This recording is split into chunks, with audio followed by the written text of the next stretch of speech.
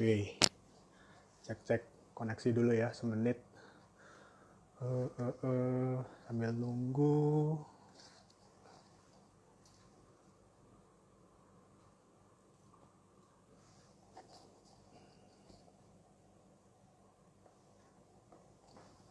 Oke, kita mulai aja ya. Kayaknya udah pada mulai gabung. Oke, selamat malam. Ketemu lagi nih dengan saya, Dr. Reza. Di sesinya live Instagramnya ID Derms Indonesia. Untuk tema malam ini nih, kalau kemarin kita udah mulai sering ngomongin skincare, lalu kadang-kadang kita bahas penyakit. Nah, pada malam hari ini agak beda karena kita bakalan ngomongin lebih ke arah tindakan. Kan kita tahu tindakan di klinik atau tindakan di dermatologi estetika ada macam-macam. Yang jelas mungkin udah familiar, mungkin laser atau IPL. Nah, kali ini kita bakalan ngomongin spesifik tentang satu jenis tindakan yang namanya facelift. Nah, tapi facelift yang kita bakalan omongin ini khusus bukan facelift yang surgical atau yang pakai operasi, tapi nanti yang bakalan kita bahas adalah non-invasive facelift. Facelift itu kan face muka, lift itu diangkat. Jadi nanti kita bakalan bahas tuh apakah benar-benar bisa kayak ngangkat, apakah bisa ngasih efek pengencangan atau skin tightening, atau bisa untuk bikin tirus mungkin nanti kita semua bisa bahas itu selengkap-lengkapnya bersama narasumber kita. Bentar, sambil nunggu narasumbernya nih.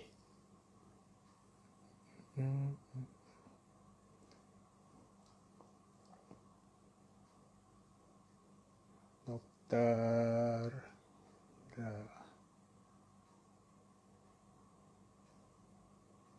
udah tergabung. Kita tunggu ya.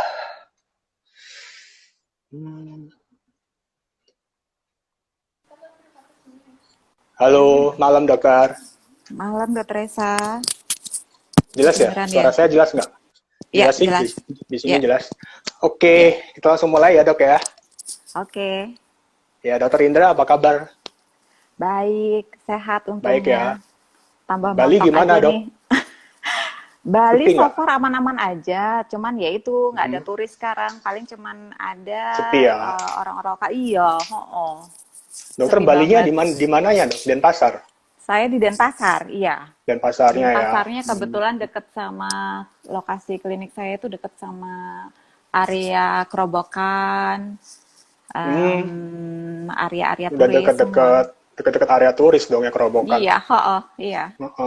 Tapi klinik masih tetap buka ya, masih jalan ya. Klinik masih buka, tapi ya itu dengan protokol new normal pastinya kita atur pasien untuk nggak ketemu, ya, dan berbagai macam keribetan lainnya. Mesti adaptasi semua ya, soalnya biar sama-sama nggak deg-degan gitu. Iya.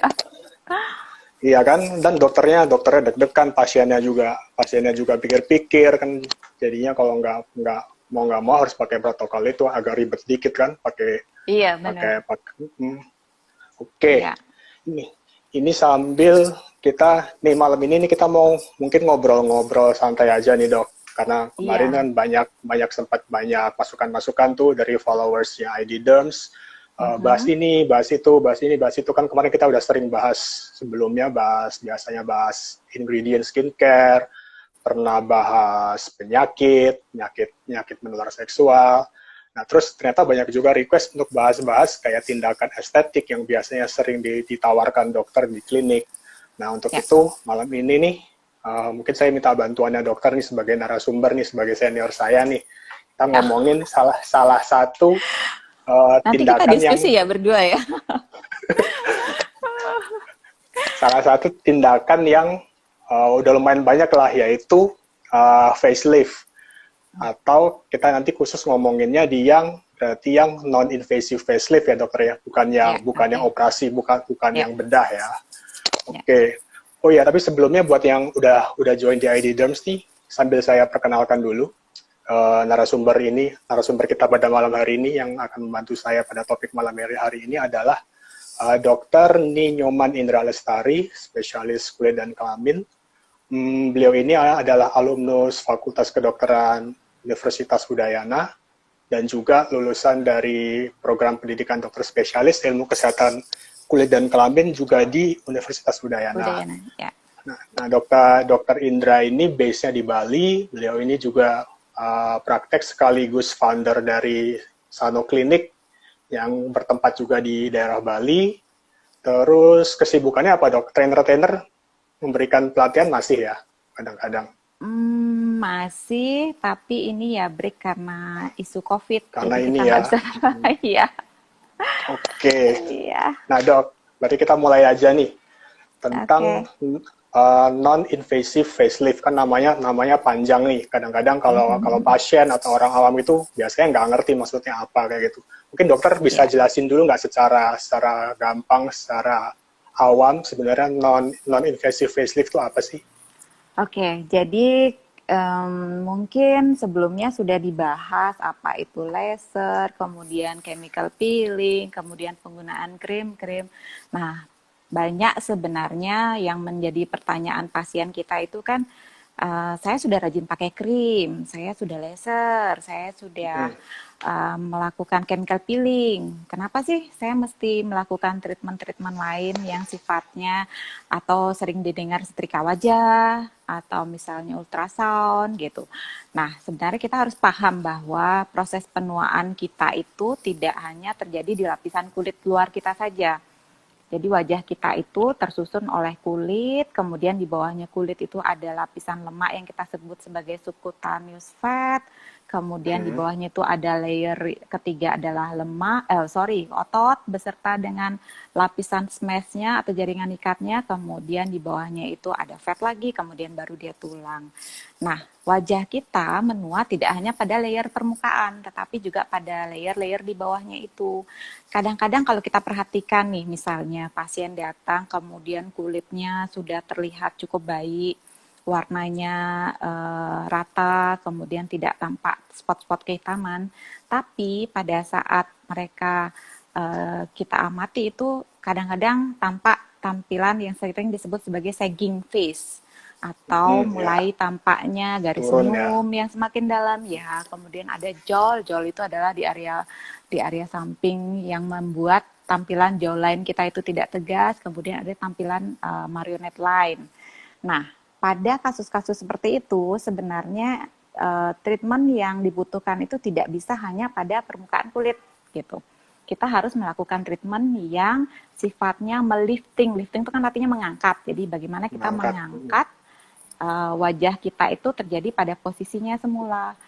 Dan kita harus paham bahwa penuaan itu tidak hanya terjadi pada kulit, tapi lemak kita, kemudian jaringan ikatnya, kemudian perubahan pada ototnya, kemudian perubahan pada struktur tulang kita semakin menua, terjadi wajah kita, tulang-tulang di wajah kita itu juga mengalami resorpsi atau penyerapan, sama seperti di bagian-bagian tulang lain. Nah, begitu tulangnya mulai terresorpsi, itu otomatis penyangganya tidak ada. Nah, itu yang menyebabkan wajah kita seolah-olah jatuh atau sagging gitu. Nah, itulah kalau kita bicara untuk memperbaikinya, tentunya akan dilakukan facelifting atau mengangkat. Nah, prosedur facelifting itu yang diperbaiki apa? Tentunya kulitnya akan dikurangi atau dipotong. Tapi dengan terjadinya pemotongan kulit itu tentunya banyak orang yang takut akan scar yang muncul karena torehannya cukup luas gitu. Nah, teknologi semakin berkembang, saat ini mulai dikembangkan adanya teknologi-teknologi yang bisa menyentuh area di bawah kulit wajah kita itu tanpa melukai di permukaannya. Konsepnya mungkin seperti itu. Gitu. Gitu ya.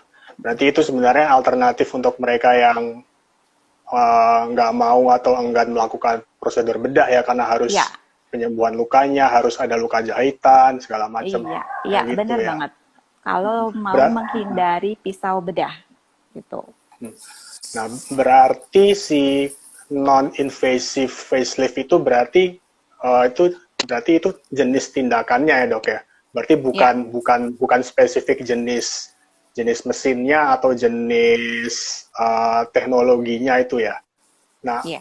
kalau mesin-mesin yang teknologi-teknologi yang bisa kita pakai untuk non-invasive facelift itu apa aja tuh?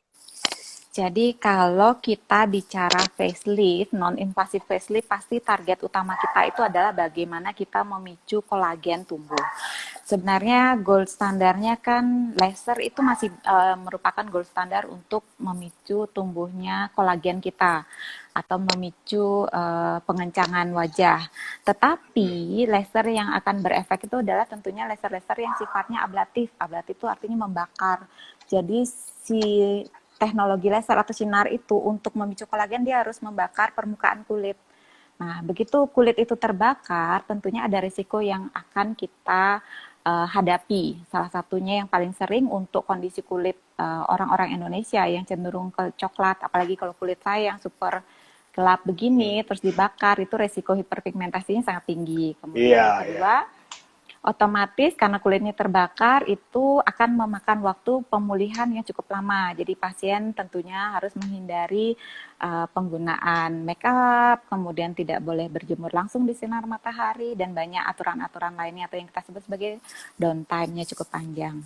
Nah, ternyata berkembangnya teknologi, ada beberapa energy device mesin yang bisa untuk memicu tumbuhnya kolagen itu tanpa melukai permukaannya, begitu konsepnya.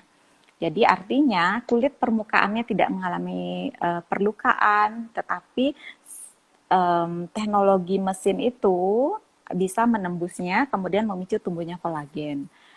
Contohnya adalah dengan terapi yang sering disebut sebagai radiofrekuensi atau bekennya setrika wajah. Kemudian ada satu lagi, itu adalah teknologi terbaru yaitu ultrasound, itu menggunakan gelombang suara gitu. Jadi Bedanya bedanya apa, Dok? dengan laser. Nah, bedanya kalau radiofrekuensi dengan ultrasound. Jadi kalau kita bicara memicu lifting itu kita akan bicara kedalaman sejauh mana teknologi itu akan bisa memicu kolagen gitu. Jadi kalau kita kembali ke layer kulit tadi, kalau kita menggunakan radiofrekuensi itu akan bisa menembus sampai lapisan, kalau kita bicara laser ya.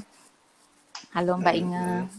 Kalau kita bicara laser, jadi laser itu sendiri bisa menembus lapisan dermis tapi hanya di permukaan. Nah, sedang radiofrekuensi, tapi itu akan tergantung beberapa teknologi radiofrekuensi juga itu akan bisa menembus sampai ke deep dermis. Kemudian sampai bisa menembus area subkutan.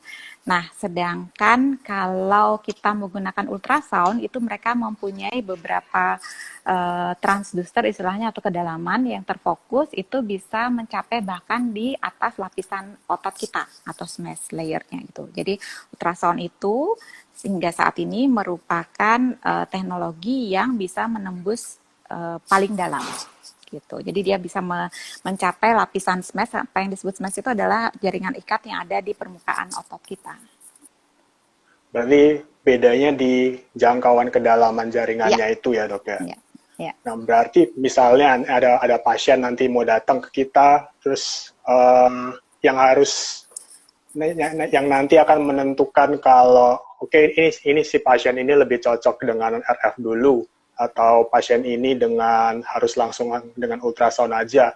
Itu membedakannya gimana, Dok? Masalah perbedaan, apakah ada masalah kelainan-kelainannya tertentu yang bisanya RF atau bisanya ultrasound? Ya, oke. Tuh kebetulan ada pertanyaan kayaknya dokter saya baiknya mulai usia berapa mulai menyentuh perawatan faceliftingnya. Oke.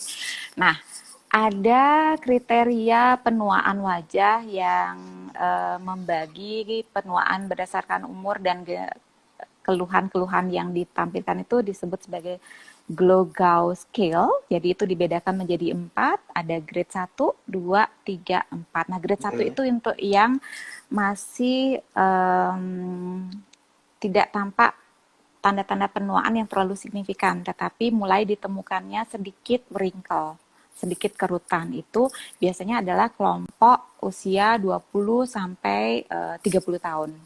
Kemudian yang Glogau Scale 2 itu adalah sudah mulai adanya wrinkle pada saat berekspresi. Itu adalah di usia 30 sampai 50 tahun. Kemudian Glogau Scale 3 itu sudah tampil dengan wajah yang kita sebut sebagai adanya static line. Static line itu artinya kerutan atau wrinkle itu timbul walaupun kita tidak berkontraksi atau kita tidak berekspresi, tapi line yang menetap di sana. Itu adalah kelompok usia hingga 60 tahun. Kemudian di atas itu ya sudah penuaan yang sangat signifikan. Nah, kalau kita lihat di situ, ternyata usia 20 itu sudah mulai ada tanda-tanda penuaan. Begitu kita menemukan adanya tanda-tanda penuaan, tentunya kita harus sudah mulai memikirkan adanya penurunan jumlah kolagen dari wajah kita, atau karena jadi penurunan kolagen itu kan tidak hanya karena faktor intrinsik kan Dokter Esa, jadi ada dua faktor, ada intrinsik, ada ekstrinsik. Jadi ekstrinsik itu seringkali adalah karena faktor paparan dari luar, gitu. Nah, begitu kita temui ada tanda-tanda mulai munculnya wrinkle itu, kita sudah bisa mulai untuk melakukan treatment facelifting itu atau memicu kolagen itu. Tentunya kalau dengan kondisi seperti itu, pastinya kita akan memilih treatment-treatment yang sifatnya lebih ada tidak terlalu agresif. Itu bisa kita pilih adalah radiofrekuensi contohnya gitu, karena kolagennya masih cukup banyak, mungkin hanya terjadi penurunan sedikit, kemudian kita bisa lakukan RF misalnya. Nah, begitu pasien menginjak terjadinya penurunan kolagen yang lebih tinggi, atau biasanya kita masukkan pada level kriteria pasien usia 40 tahun ke atas, itu kita sudah memerlukan treatment-treatment yang sifatnya memicu kolagen lebih banyak. Itu biasanya kita memakai ultrasound in combination dengan radiofrekuensi gitu. Mungkin saya jelaskan sedikit. Jadi kalau kita bermain dengan radiofrekuensi ataupun ultrasound, itu ada dua efek sebenarnya yang kita picu. Jadi panas yang dihasilkan, kedua teknologi ini kan memicu panas. Nah, panas yang dipicu ini bisa memicu efek yang sifatnya immediate, segera, atau efek yang long lasting. Efek immediate ini muncul karena begitu panas itu dipaparkan ke wajah kita, nah dia akan memicu terjadinya kontraksi dari kolagen. Sama seperti kalau kita misalnya memanaskan daging. Kalau kita berikan panas kan kita akan melihat daging itu mengkerut gitu. Nah, efek segera hampir mirip dengan apa yang terjadi di kolagen wajah kita. Jadi kalau kita berikan paparan panas, tentunya dia akan memicu si kolagen itu mengkerut. Itulah efek segera yang dimunculkan. Kemudian yang efek lebih long lasting yang kita inginkan itu tentunya kita harus bisa memicu si heat atau panas itu bisa memicu fibroblast, ada yang disebut sebagai sel fibroblast di wajah kita itu untuk memicu terbentuknya kolagen baru gitu. Nah, tentunya kalau kita ingin membentuk kolagen baru, memicu fibroblast untuk membentuk kolagen baru itu ada syarat-syaratnya, yaitu panas yang cukup sehingga menimbulkan denaturasi protein sehingga terjadi proses penyembuhan luka sehingga akan terbentuknya kolagen baru. Itu sudah pasti perlunya tindakan yang sifatnya lebih invasif dalam arti agresif, bukan invasif. Kalau invasif kan kita bicara pisau ya. Nah, lebih agresif gitu. Oke, berarti tadi sebenarnya membingungkan nggak ya? Udah. Ini sambil kita ngobrol santai nih, kalau kalian yang mau kasih pertanyaan, kalau masih ada yang belum jelas, langsung aja tanya di kolom komen ya. Nanti di akhir sambil kita jawabin sambil jalan juga pertanyaannya. Nah, ini berarti tadi sebenarnya udah sebagian udah jawab pertanyaan yang tadi ya, soal umur berapa itu dilakukan, kembali ke masing-masing pasiennya kan ya. Apakah sudah ada muncul tanda penuaan atau belum, apakah tanda penuaannya sudah seberat atau sedalam apa. Nah, tapi sebenarnya ada batas tertentu nggak, Dok, umur minimal sebelum itu tuh boleh dilakukan, misalnya RF yang ringan kayak gitu. Oke. Nah, karena RF ini salah satu teknologi yang cukup aman, artinya risiko efek sampingnya sangat minimal, sehingga dia saya rasa tidak ada batasan umur untuk mulai melakukannya, gitu. Nah, tetapi yang jadi masalah itu seringkali malah kalau kita mulai di umur muda tentunya itu tidak akan jadi masalah. paling hanya perhitungan masalah budget. Nah, yang jadi Hmm, masalah adalah kapan kita masih bisa melakukan treatment ini terus memberikan hasil yang positif. Itu. Kita harus tahu bahwa kapasitas wajah kita atau fibroblas untuk membentuk kolagen itu ada batasannya. Sehingga kalau kita ya. mulainya terlalu tua, jadi sel-sel fibroblas itu tidak akan bisa memicu terbentuknya kolagen sebanyak kalau dilakukan di usia muda gitu. Malah itu yang sering menjadi batasannya gitu. Berarti Nah, sebenarnya tetapi dia kalau juga untuk punya ini ya, punya fungsi untuk sebagai preventif juga ya kalau digunakan di usia-usia yang masih cukup muda iya, kayak gitu. iya, iya. Ya, tentunya dengan bijaksana. Kembali kita bahas bahwa itu dimulai jika sudah mulai ada keluhan. Gitu. Oke. Nah, tadi kan berarti kan dokter udah nyebutin soal panas ya, sambil kita nyambung aja ke panas itu. Nah, berarti kalau kadang pasien tanya juga, kalau saya sering di laser itu kayak kulitnya malah jadi tambah kusam atau terjadi muncul hiperpigmentasi. Nah, si Ya, RF ini kan dokter bilang juga ada panas tuh. Nah, ya, itu ya, resikonya gimana? Apakah dia bisa ya, untuk ya. semua tipe kulit atau enggak? Ya, ya. Nah, tadi juga ada pertanyaan bisa untuk melasma atau tidak gitu. Nah, itu Ya, pertanyaan yang sering banget muncul di pasien-pasien kita, pasien-pasien saya. Jadi gini, kalau laser itu ada yang disebut sebagai kromopor. Kromopor itu adalah target untuk laser atau sinar itu bisa bekerja.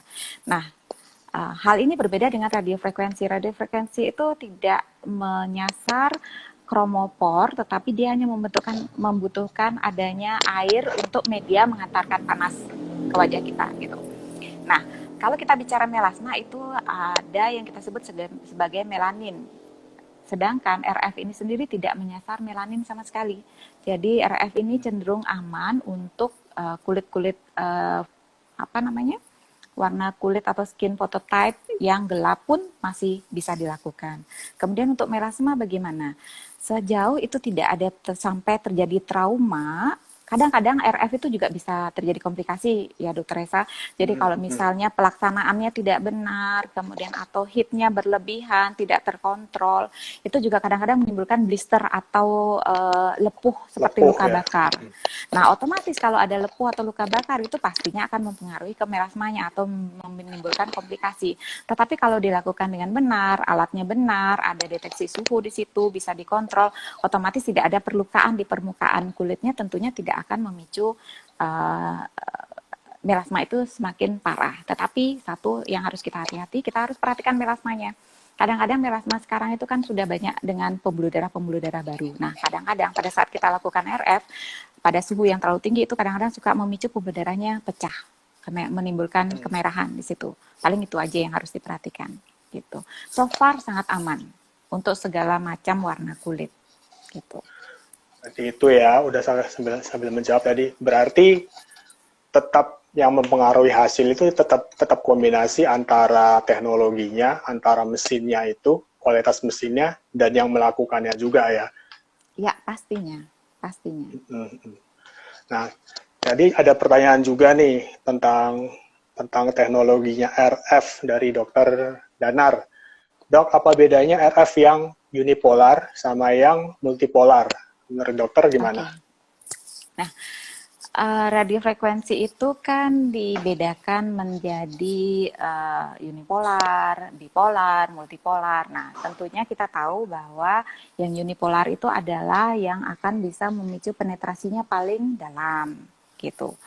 Sedangkan dibandingkan dengan multipolar itu tentunya akan dibandingkan dengan unipolar pastinya akan kalah multipolar. Jadi tentunya unipolar pasti akan lebih kuat ya, gitu.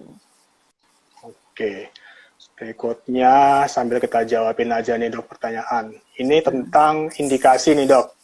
Selain untuk tadi untuk lifting, itu ada kegunaan lain nggak dari teknologi RF atau ultrasound? Ini ada yang nanya kalau buat Bopeng bisa nggak? Oke, ya. Nah, radiofrekuensi ini pada penggunaan yang benar dengan pengaturan suhu yang tepat itu ada penelitian yang membuktikan. Jadi dilakukan RF pada pasien itu, kemudian dibiopsi kulitnya, ternyata perbaikannya tidak hanya terjadi pada kolagennya saja, tetapi skin kita itu kan terdiri dari epidermis, kemudian di bawahnya ada dermis. Dermis kolagen itu tempatnya di dermis, di lapisan dalam. Nah, kalau kita bopeng itu kan seringkali masalahnya itu adalah muncul di epidermisnya. Ternyata pada RF ini memberikan perbaikan pada ketebalan lapisan epidermis gitu. Jadi dengan dasar itu RF itu dipakai untuk memperbaiki bopeng-bopeng atau scar karena jerawat. Kemudian kalau ultrasound sendiri kita tahu mempunyai 3 layer kedalaman. Jadi ada layer 1,5, 1,5, layer 3,0 dan layer 4,5. Nah, layer 1,5 ini adalah targetnya itu adalah pada dermis. Ini juga salah satu digunakan untuk memberikan perbaikan pada scar karena dia menyasar di dermis gitu. Kemudian sekarang juga banyak RF yang dilakukan dengan teknik microneedling. Itu tujuannya adalah untuk memberikan efek RF yang lebih dalam lagi gitu. Berarti mesti dikonsultasikan lagi dengan dokter ya, RF yang dimaksud tuh RF apa, soalnya ada RF yang ada yang microneedling, ada yang tanpa ada needling sama sekali, macam-macam. Tapi ada satu penelitian sebenarnya, Dr. Reza, yang melakukan unipolar RF itu dilakukan skin biopsi. Jadi unipolar ini tanpa needling.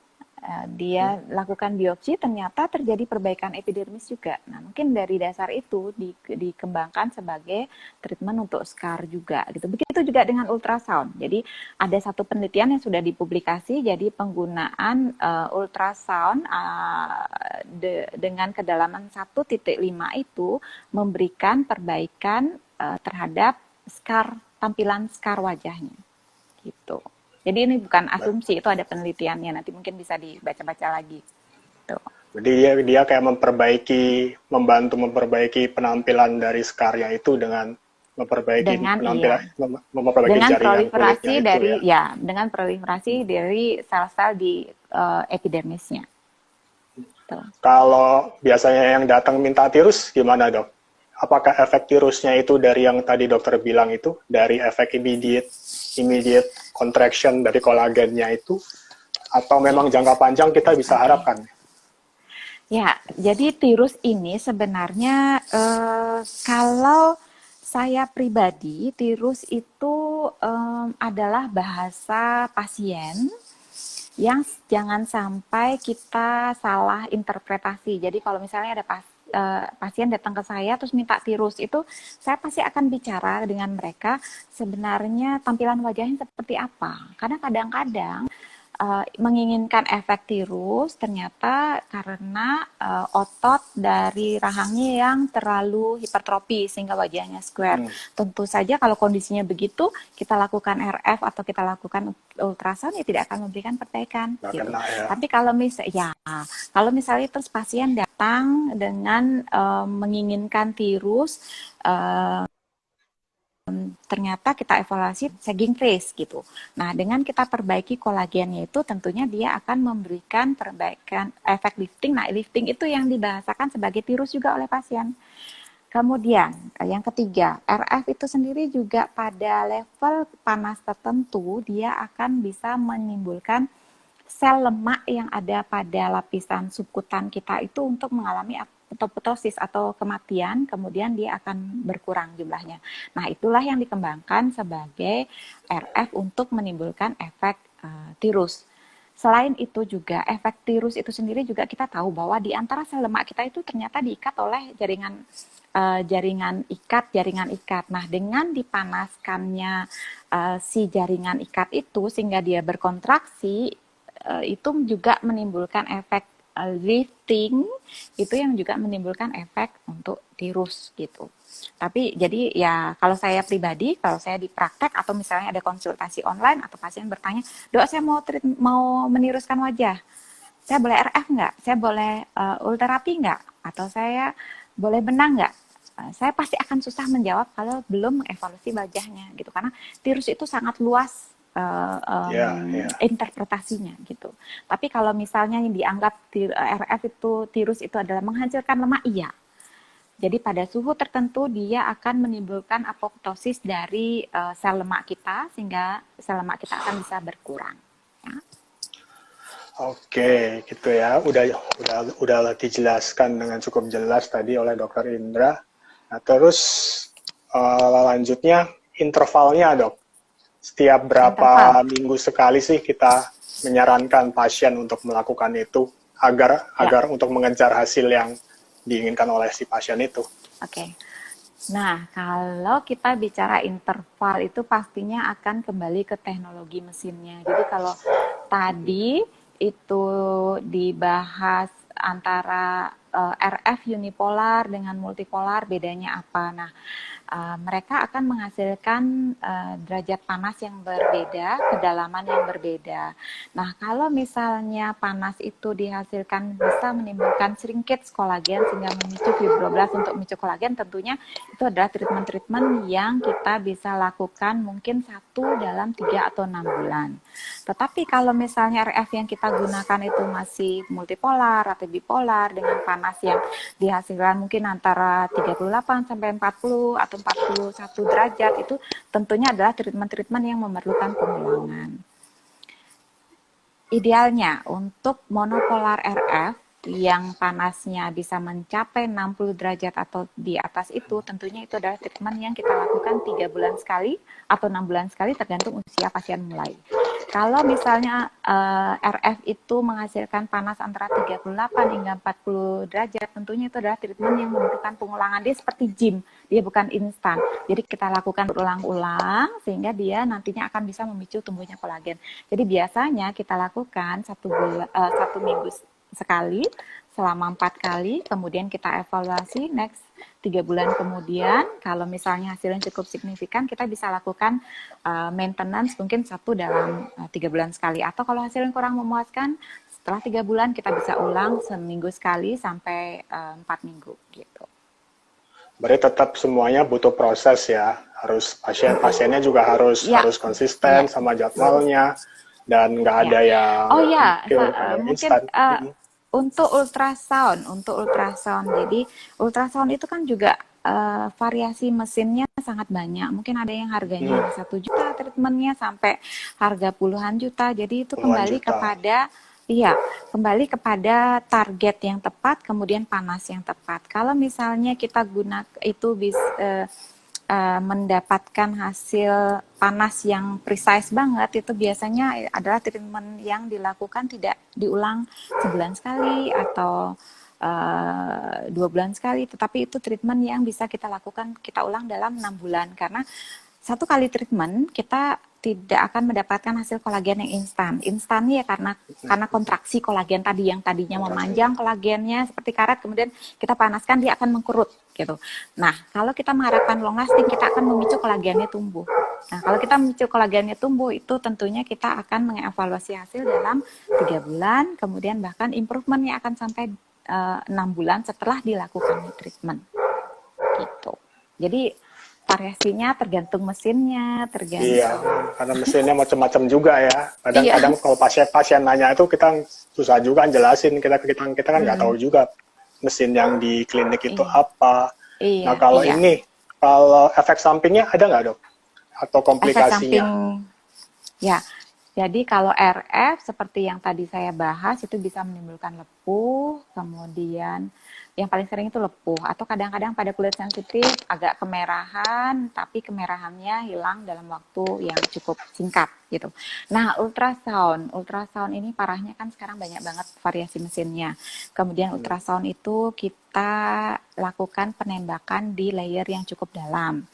Itu ada 1,5, 1,5, 3,0, ada 4,5 gitu. Nah, kalau kita bermain di titik 4,5 itu tentunya pastikanlah kita memilih mesin, kemudian dokter yang capable, sehingga pada saat dilakukan treatment itu dokter bisa mempresisi dengan tepat di mana dia menembakkan.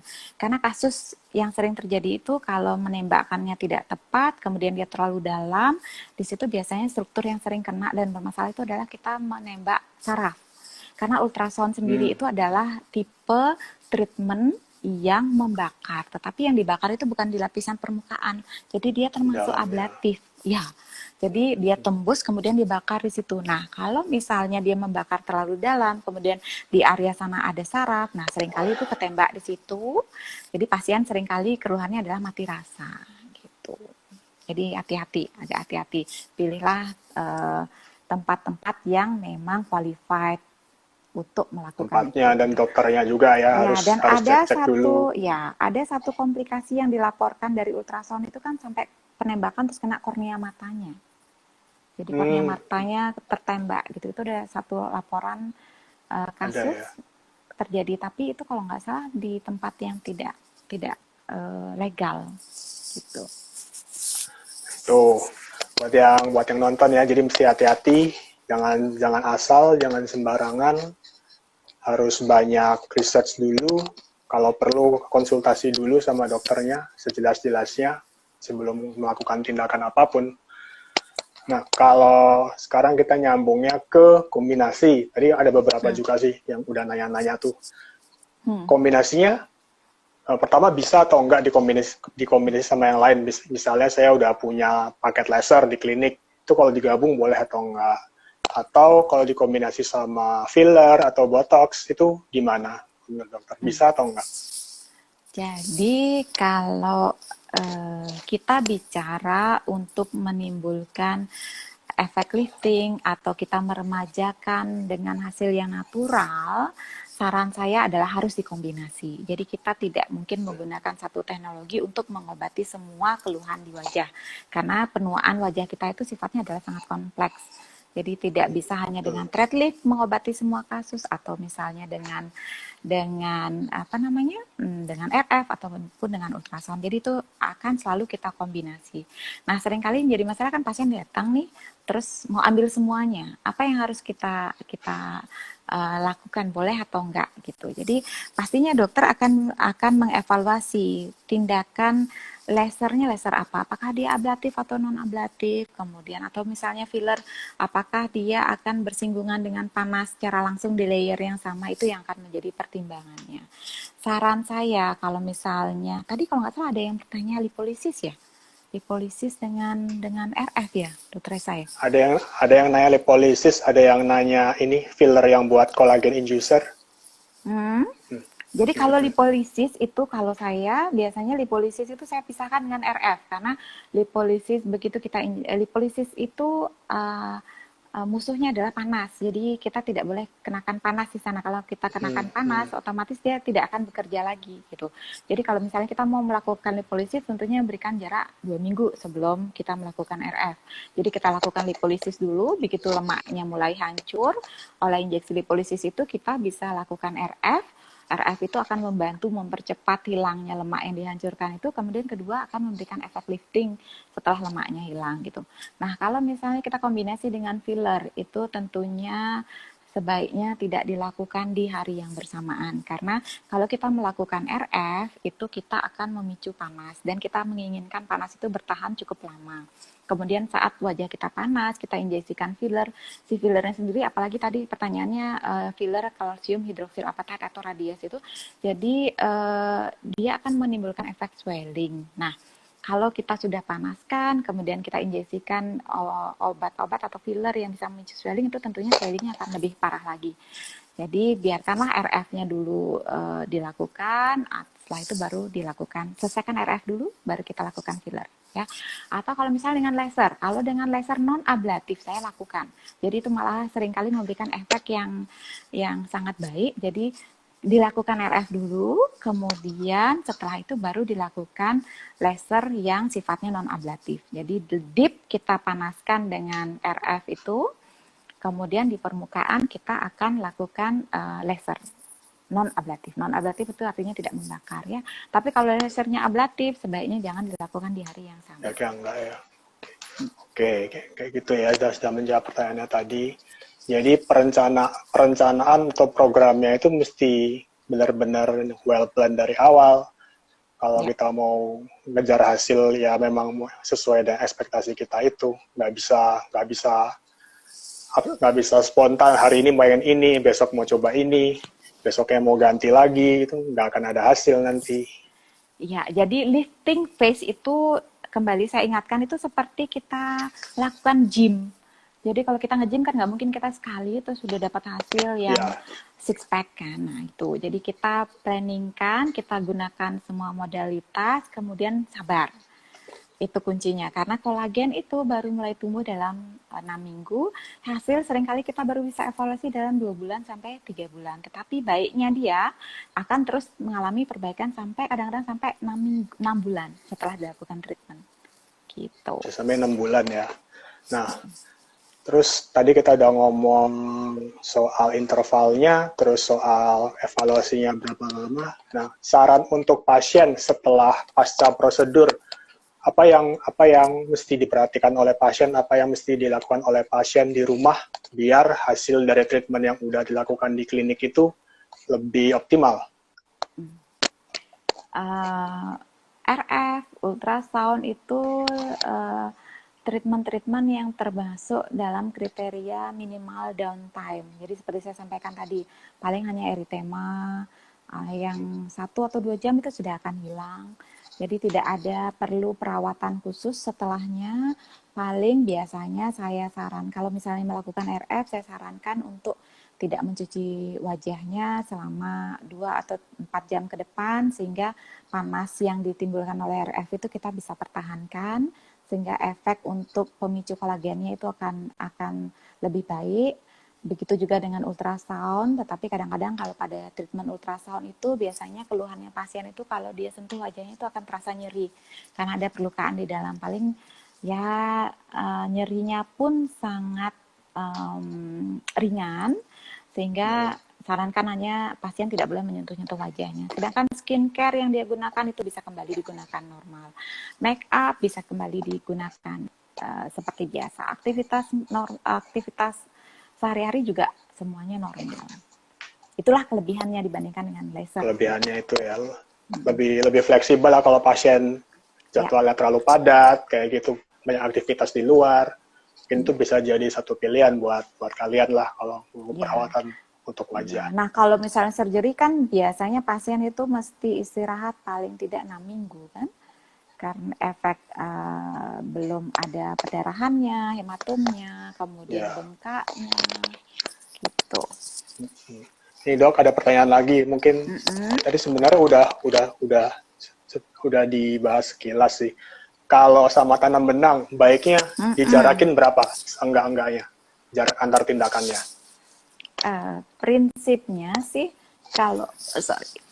Jadi kalau kita mau pasien misalnya mau RF dengan tanam benang, yang jelas berarti kita harus lakukan RF-nya dulu, terus baru kita lakukan Benangnya. tanam benang di hari. Kalau kita mau melakukan di hari yang sama atau dipisahkan. Tetapi kalau misalnya pasien sudah melakukan tanam benang terlebih dahulu, itu tentunya akan menjadi masalah kalau kita melakukan RF. Jadi kalau misalnya sudah tanam benang, sebaiknya kita tunggu paling tidak 3 bulan untuk melakukan RF atau lebih lama lagi sebaiknya. Karena kadang-kadang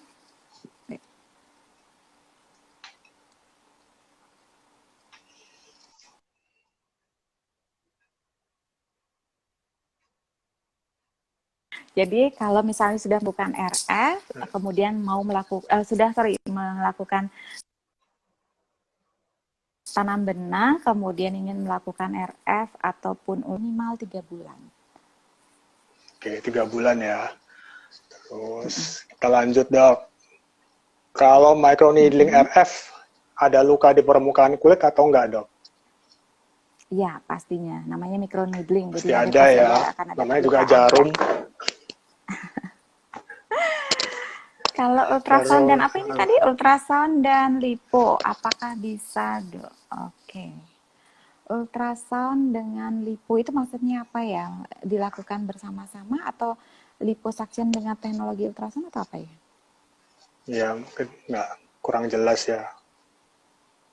Mungkin mungkin lipo injection sih, lipolisis sih, bisa atau enggak Oh, digabung. I see. Sebaiknya tidak. Karena ultrasound itu akan Enggak melukai, ya. kemudian ya level level ultrasound itu ada di lapisan subkutan fat.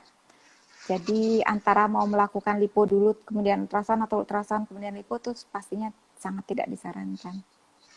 Karena Oke. layernya sama, ya. Oh, ada pertanyaan lagi nggak sebut merek nih. Kalau kalau merek Cool itu dan lipolisis berarti sama ya kan, itu sama-sama Cool sebaiknya enggak ya, atau sculpting, gimana?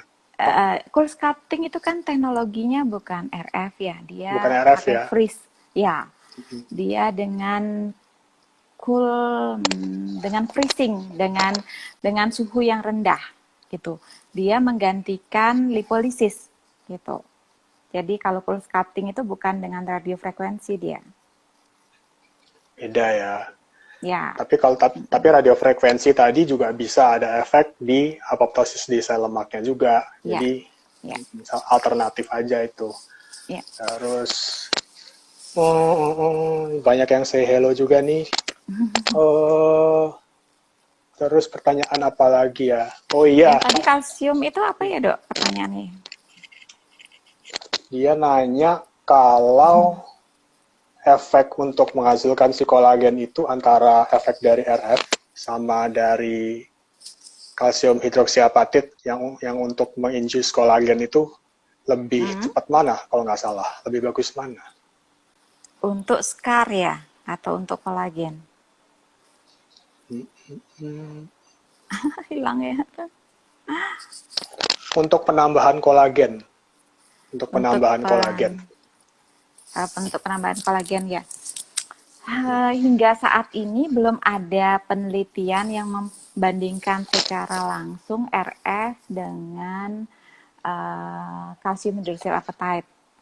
Nah, tetapi saya pribadi untuk di praktek saya seringkali mengkombinasikan. Jadi istilahnya begini, kalau kita dengan kalsium hidroxyapatite dia akan memicu fibroblast juga untuk membentuk kolagen dengan cara kerja yang berbeda dengan RF. Nah, kalau dua hal itu kita kombinasikan seringkali atau akan memberikan hasil yang lebih baik. Jadi seringkali saya lakukan injeksi dulu dengan kalsium hidroxyapatite, kemudian ditunggu minimal 6 minggu, kemudian baru dilakukan RF gitu.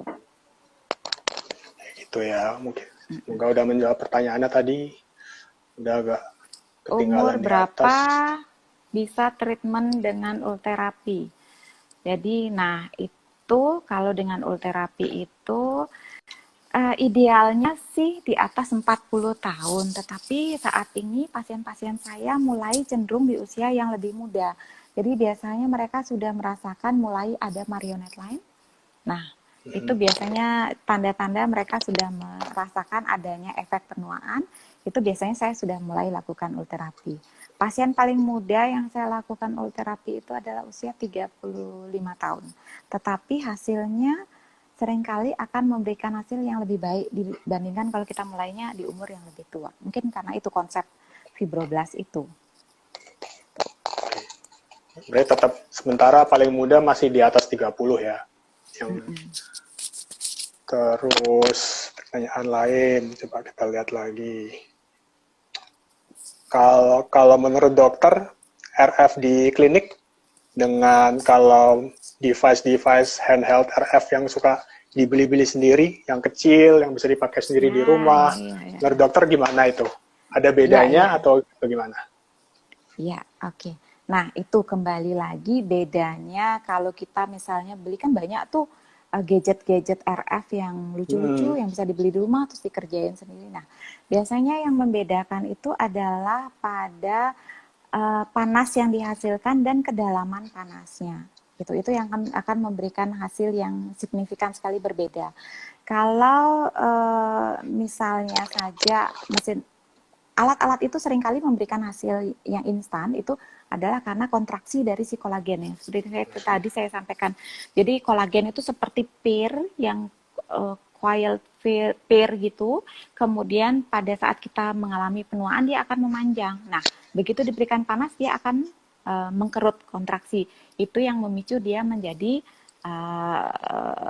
tampak seperti pengencangan. Nah, kalau kita melakukan di klinik itu tentunya mesin-mesin itu akan bisa menimbulkan panas yang jauh lebih dalam, kemudian menghasilkan panas yang lebih signifikan suhunya karena kita bermain di suhu berapa yang dihasilkan dan ada syarat-syarat bagaimana shrinkage kolagen itu bisa timbul. Itu adalah biasanya kalau mencapai suhunya sampai di 60 derajat gitu. Kalau di rumah ya sudah pasti bisa dilakukan.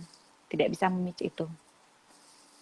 Oke, Dok, ini ternyata nggak kerasa udah hampir 1 jam nih kayak sesi kita di sini.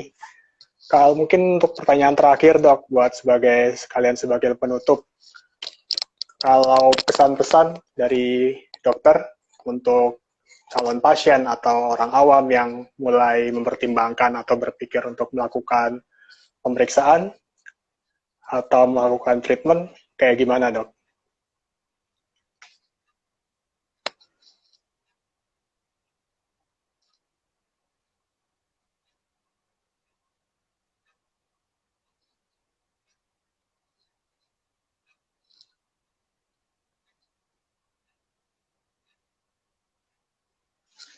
Bentar, cek sinyal, kayaknya sinyalnya.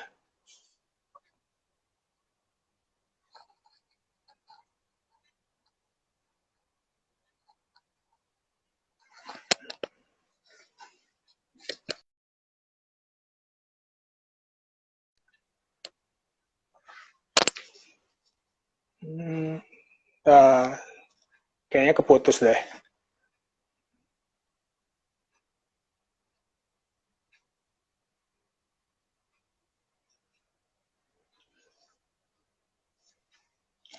Nah, kita coba sambung lagi ya. Sebenarnya waktunya udah mau ini sih, udah mau habis nih. Sepertinya gangguan tes. Ya. Gimana, Dok? Kayak masalah sinyal deh. Iya. Iya. Oh. Pas juga ini udah mau habis, kita udah mau penutup. Oke. Tadi Ya. Tadi pertanyaan saya yang terakhir sempat masuk nggak ya?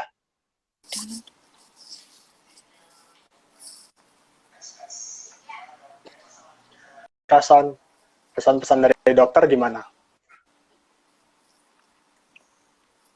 Ya, pastinya saran saya semakin dini dimulai, hasilnya akan semakin baik, semakin long lasting, kemudian juga semakin natural, dan selalu ingat, pilihlah tempat-tempat yang aman dengan tenaga medis yang benar-benar terlatih, karena seaman apapun treatment yang kita lakukan, kalau kita sudah bermain dengan wajah seseorang itu pasti akan ada risiko-risikonya. Jadi pastikanlah untuk memilih tempat-tempat yang aman. Kemudian ketiga, jadi semakin ke belakang saya semakin sering menemukan kasus-kasus prematur aging yang dipicu oleh faktor eksternal, yaitu adalah penggunaan krim-krim pemutih yang tidak benar, sehingga krim-krim itu seringkali memicu atrofi skin dan penuaan dini gitu. Jadi pastikanlah kita memilih krim-krim wajah yang digunakan itu adalah krim-krim yang aman,